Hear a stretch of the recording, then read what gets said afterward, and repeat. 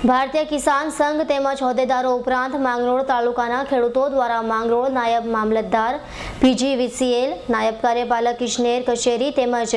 Forest વિભાગને આવેદનપત્ર આપ્યું હતું।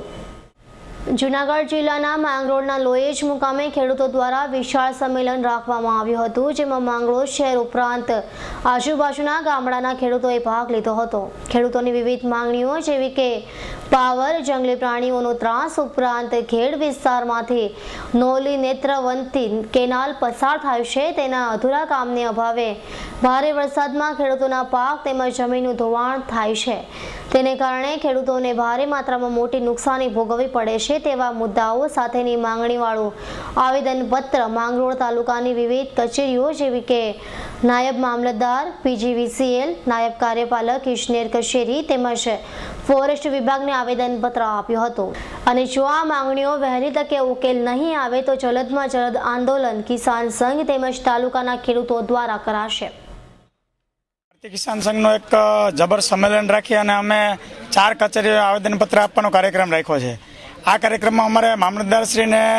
કલેક્ટર સાહેબને મામલતદારશ્રી દ્વારા આવેદનપત્ર મોકલ્યું છે। તેમાં અમારા જે અત્યારે મગફળી તૈયાર થવાની તૈયારી છે અને ભાવ તળિયે ગયા છે, તે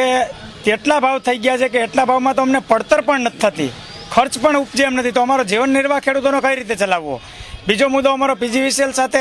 તેના કાર્યપાલક સાહેબને અમે આવેદનપત્ર આપ્યું છે અને કાર્યપાલક સાહેબને અમે રજૂઆત કરી છે કે સાહેબ અમારા ખેડૂતોને વાડીએ 3 પેજ કનેક્શન હોય કે ન હોય છતાં પણ અમને ઘર મીટર સિંગલ પેજ કનેક્શન તો તમારે આપવું જ જોઈએ। ખેડૂતની જે મોલાત છે તેને પારાવાર નુકસાન કરે છે અને આ નુકસાનનું વળતર પણ અમને ખેડૂતોને મળવું જોઈએ અને આ નુકસાન કરતા જંગલી જાનવરો છે તે જંગલની હદમાં જ રહે તેવી અમારી એક ઉગ્ર માગણી છે। તેમજ અમારે જે નેત્રાવતી કેનાલ જે છે,